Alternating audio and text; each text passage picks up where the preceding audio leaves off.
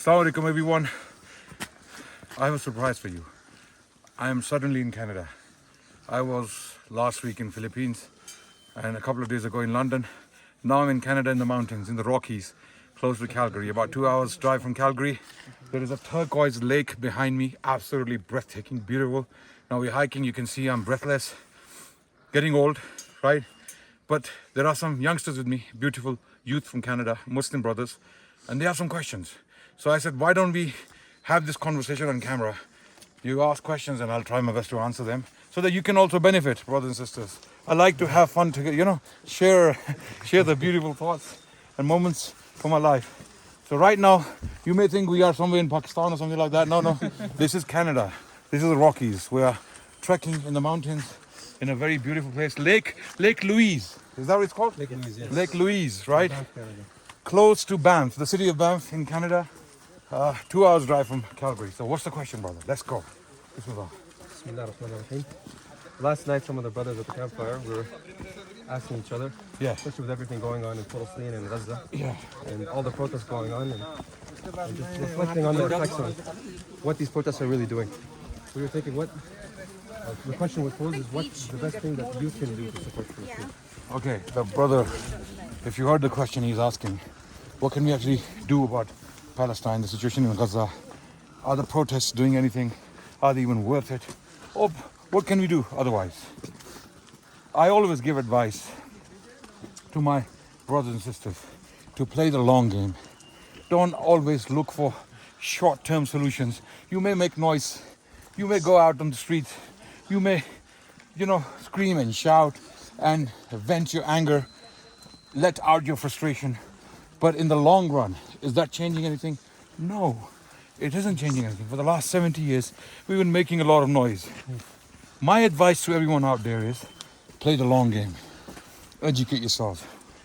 Place yourselves in powerful positions, just like your enemies have done. Just like the people who are brutalizing the people of Gaza, the Zionists. They have played a long game. For the last 200 years, they've been playing this long game, increasing their influence, getting into powerful positions, to the extent that no Western politician has the guts to raise his voice and condemn the atrocities. So my advice is study power. How do people become powerful? How do people end up in powerful positions? How do they become so influential? What is it? What are they studying? Sociology, philosophy, history, anthropology, global politics or political sciences, geopolitics, whatever it may be. You need to study those sciences, those subjects that make you powerful, or that give you the acumen to become powerful. So play the long game. Make your noise, raise your voice, register your disapproval, register your protest, but don't stop there. You need to think of the long-term solution, which is to start thinking about how do we become so powerful that we can stop oppression. And why do we want to become powerful? To oppress people? To brutalize people? No, we want to become powerful so that we can change the world to be a better place. This is what Islam teaches us. This is what the Quran teaches us. We are to make this world a better place. And that's only possible when you have the influence Allah wants you to have. That's my answer. If you want specifics, if you want me to spoon feed, I don't know if I can do it in every single one of your cases, but I can give you general advice. Take degrees, become journalists, get into politics, not for your stomachs, not for your properties, not for your little gains, but for a greater goal. Because we will all face Allah on the Day of Judgment. And life is very short. No matter how much money you make, how much influence you may have, how many helicopters or private jets you may own, but eventually at the end of it, you're dying. You're going 6 feet down in earth. You're not going to take it with you. So why play that game? Why even try that? Why not work for a greater cause? And that is to make this world a better place. So that's my answer. Any more questions? Jazakumullah khairan. I have one following up Yes. question on that, Ustad. Jazakumullah khairan for that answer. But actually, I'm doing a master's degree in political science. Okay. And I have noticed that there is a specific mentality that is common between some Muslims. They do not motivate their children or their sons or daughters Yeah. to go and to study the Humanities. humanities. Yeah. And actually, I have noticed that in the public service of different governments around the world, you must have some public servants Yeah. who tell you about the needs of the people Yeah. and who offer also recommendations and solutions Yeah. for the problems that a government or a nation faces. So how can we motivate the community to push their sons and daughters for doing such degrees or for getting involved in the politics of the countries that we live in? The problem is the Muslims in general don't think strategically. We think very short term. We are short-sighted. We think of our stomachs. Most of us actually come from countries that are economically developing countries. These parents, a lot of them, they struggled financially when they were growing up, and they project that struggle onto their children, and they want their children to do well economically. So they send them into these money-making schemes. Become an accountant, become a lawyer, become a doctor. Sorry, Abdul Fattah. Okay, become a doctor. Okay, these are noble causes, noble areas. Yeah. But at the same time, how many more? How many more do we need in these areas? We need more people studying subjects like history, philosophy, sociology, okay, anthropology, social sciences, for example, political sciences, okay, geopolitics. We need strategic minds to lead the ummah, to guide the ummah. Okay, stop thinking from your stomachs, because you may pick up a spanner, you may become a worker, but you're not a leader, you're not a thinker, you're not changing the world. Okay. Yeah. So my advice on that point is that you start thinking strategically. Think big. Okay? You may produce a couple of doctors in your family. You may have a bunch of lawyers who are making good money. They may be able to buy cars and a house or two. But that's not changing the world. We need to produce leaders. We need to think strategically. We need to groom our children from a very young age to be great people. When your children are being raised, instead of slapping them up and forcing the Quran down their throats, sending them to the masjid to be beaten by the Maulvi Sahib to learn the Quran, you should think strategically. Instill the love of Islam and the Quran in their hearts. Okay? This is the way to go. And lift their spirit. Just like Rasulullah Sallallahu Alaihi Wasallam, when he was speaking about Hassan and Hussein, how was he speaking about them? In fact, about Hassan radiallahu anh, the Prophet said, Inna ibni hadha sayyadun. This son of mine is a leader, and he's a toddler. He's a little child. And why is the Prophet talking to him or talking about him like this? Because he wants him to be a leader. And he became a leader, as we know. He did a great deed for Islam. He united the Muslims again. So the advice is, stop thinking petty, stop thinking small, think strategically. We need leaders, global leaders. We need to produce people who think global, not local, not street-wise, not town-wise or village-wise, but world-wise. This is what we need, inshallah. So send him to subjects, areas of study, which may not be immediately money-making schemes, but once your children become influentials, they become powerful, they will automatically, naturally make money. So don't do things for money and a small house here or there, or a car, or something like that. That's my advice. You had a question? I have a question regarding the brothers who are becoming doctors and engineers now. Yeah. If you have a passion to maybe inshallah one day help in the you mentioned the problem about we are not involved too much in humanities and in liberal arts. Yeah. So for the ones who are not studying these fields, Yeah. but have an interest in these fields, Yeah. what would you suggest? Like, is there a set curriculum they can follow to become adept in the liberal sciences, in rhetoric and in grammar and in logic and Yeah, in humanities yeah. and in history? Something, at least what is necessarily foundational for the Muslim to have more of an impact than what you can put the question. Look, if you have managed to get a degree or two in money-making schemes, I call them, which they are noble endeavors. Maybe you want to put the camera straight. No, this way, no, this way, please. Okay. You nearly messed up. Okay. So, if you have become a doctor or a lawyer or an accountant, okay, and you have taken up these areas as a career, no problem with that. Make it a means. Make it a means, not the end. Okay, the end should be a greater goal in life. And your education shouldn't stop with your degree in medicine or accountancy or law. That could be the beginning so that you can become financially comfortable, and after that take up other areas of study. Like we have many examples, people who were medical doctors, but they became very influential in other fields. Okay, they produced works in other fields. I know people who studied engineering and then they ended up becoming theologians or poets or thinkers for that matter. So people think once I get my degree in law, in accountancy, in medicine, that's the end of my life. No more studies. I was studying for a career. I'm done. Wrong way of thinking. This is very wrong. You have to think big.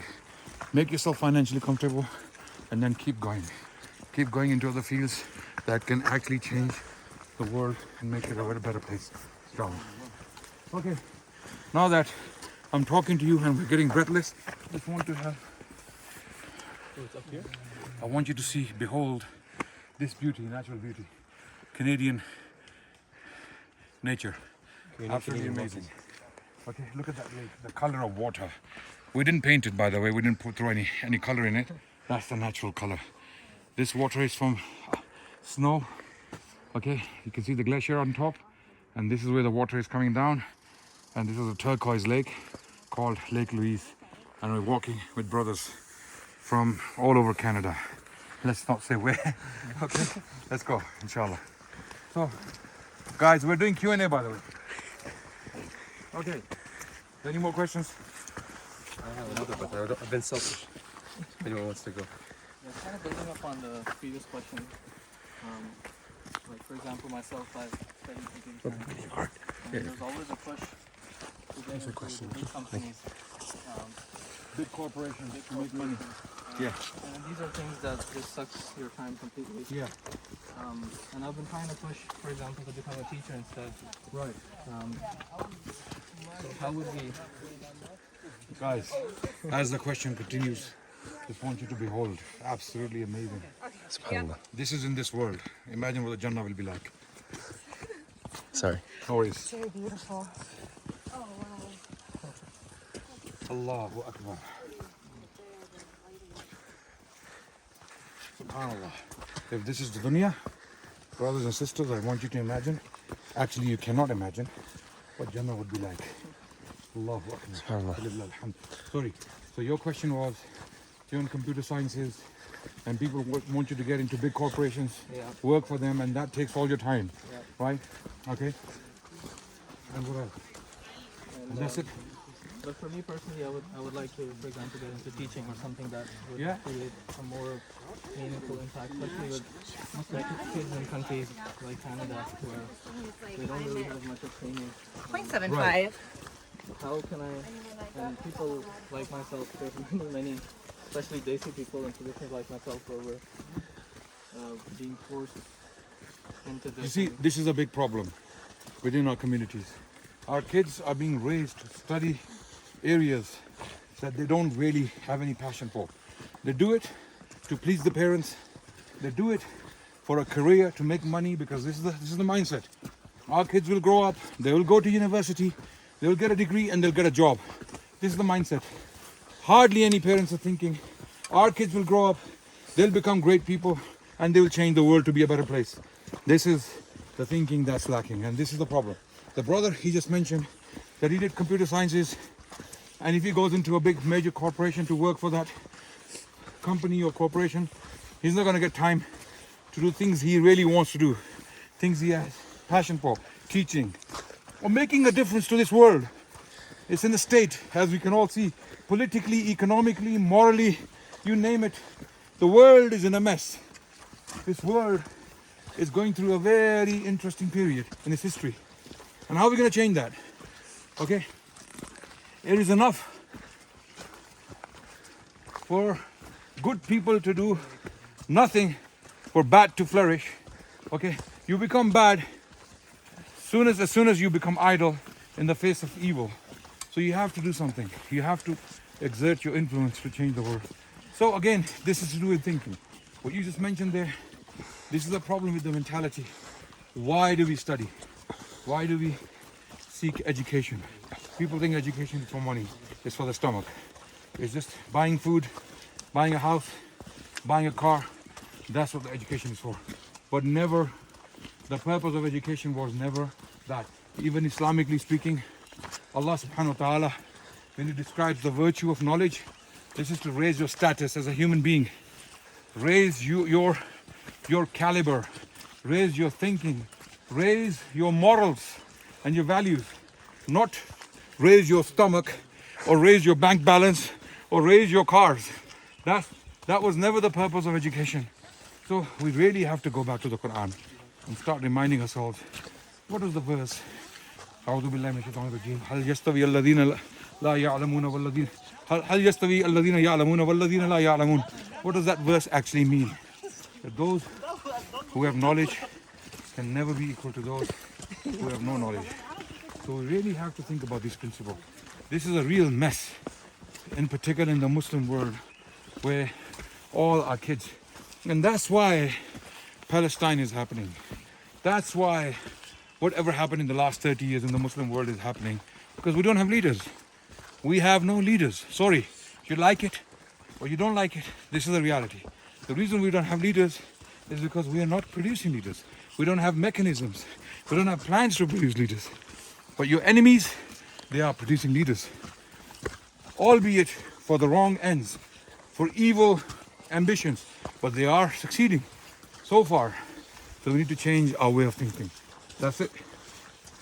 Also, just to finish it off, do you think teaching, especially with kids in Islamic schools here, is a meaningful way to make an impact on the next generation? Right, Islamic schools. Yeah, because this is just a personal question, because that's what I'm considering for myself. Yeah. Because I think that might help me. So you're asking me, how do we change the curriculums of Islamic schools? That, but also is this career something that could help create a meaningful impact on the next generation? Islamic studies. What are you asking the about? Islamic schools here, they have like all kinds of studies, so it's not Okay, just... unless Islamic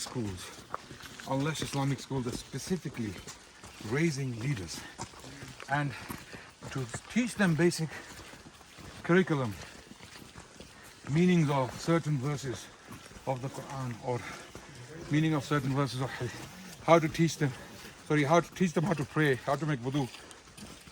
All these things are very important. But unless or until you instill in their minds a desire to become those people who will change the world for better, who will play a noble, a moral role in the world, will leave behind a good legacy, they won't do it. They will become ordinary people. They will leave the Islamic school. They will again go into becoming a doctor, a lawyer, or an accountant. Okay, they will make their basic money. Yeah, they may pray 5 times a day. They may fast in Ramadan. They may go for Hajj and Umrah every now and then. But that doesn't necessarily change the world. To change the world, we need specific mindset, specific attitude. Okay? And for that, you're going to have to teach your children in that sense, in that way. You're going to have to teach them how to become leaders. For example, teach them history. Teach them the rise and fall of civilizations and dynasties. Why civilizations rise, why they fall. What causes the decline of civilizations? What causes them to rise in the first place? These are the things you need to teach them. So they become global thinkers. They look at the world as if they have a bird's eye view, rather than looking at the world or looking at the little world as if there's nothing else out there. So you have to expand the horizons of thinking. That's it. I'm sorry if my advice is very vague and general, but I have to give this advice in general terms, but I'm still making specific points. Yeah. Ask another question. Wow.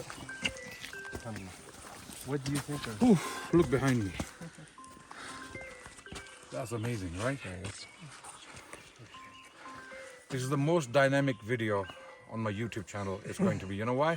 Because I have about 7 cameramen. The phone is shifting from person to person. That's why the skills and and the quality of cameramanship is probably changing. But alhamdulillah, jazakallah khair everyone for carrying the phone. Yes. Sorry. Yeah. So the question was. Speaking about Muslim history, Yeah.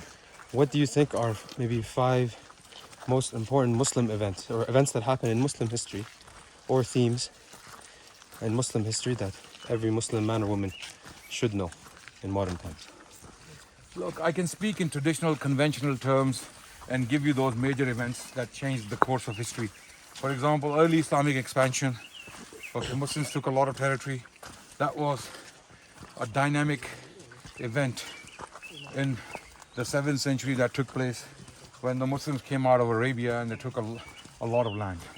Then after that, I believe Imam Ahmad bin Hanbal and some of the ulama standing up to Greek philosophical influences, Hellenic influences, they stood up to that and they protected Islamic identity, the purity of Islam. Okay? You cannot lose the purity of Islam just because you are influenced by another civilization or its achievements. Don't ever let the achievements of another civilization deceive you into thinking that we need to upgrade Islam or we need to add to Islam or we need to reform Islam to reach to that level. Because Islam has everything. Islam is a very comprehensive way of life. Islam works on personal development, morals, most importantly morals, that's the first thing. Makes you a better human being, it should. And after that, the natural outcome is once you become moral human beings, upright human beings, naturally you will produce great people who will do great things. And just like that, in the Islamic history, once Islam had spread throughout the Mediterranean world and beyond, even in the Persian territory, great luminaries were born. Poets, thinkers, intellectuals, scientists, philosophers, theologians, you name it. Islam and the Muslim civilization produced these great personalities, and the credit goes to Islam.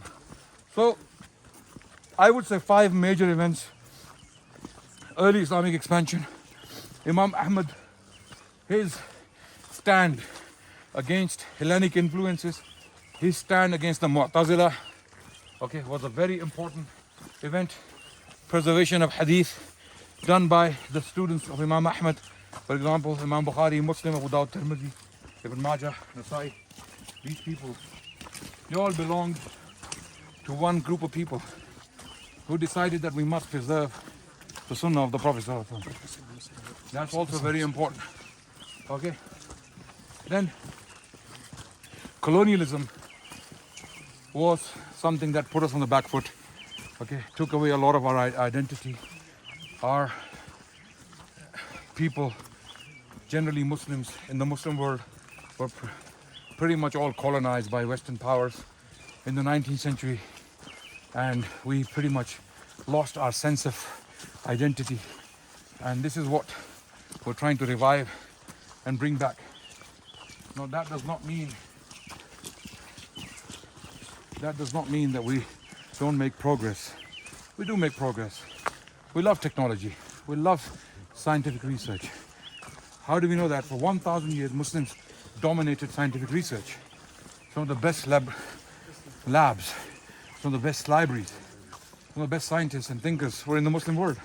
How did that happen? If Islam was detrimental to scientific advancement and technology, how did you produce so many people for 1,000 years of that magnitude? So, the point is, there are many major events that took place that shaped our history. Some of them we're going through right now in this age. We are making history right now. Everything that's happening in the world today is going to become part of history. It's going to be documented. The question is, where are you in that picture? What role do you play? Do you want to just be born, eat, go to the toilet and die? Is that what you want? That's what cattle do. Okay, but if you want to make an impact, then move. Start thinking big. Inshallah, things will change and you will make history. You will become that part of Muslim history that people will talk about. Inshallah. Okay, thank you so much. I think we should stop here. I'm getting more breathless. We're inclining more and more. So, thank you so much, brothers and sisters. We'll be sharing more similar content in the coming days. So I will title this video Q&A with the Canadian youth in the Canadian mountains. Assalamu alaikum. You can stop the video now.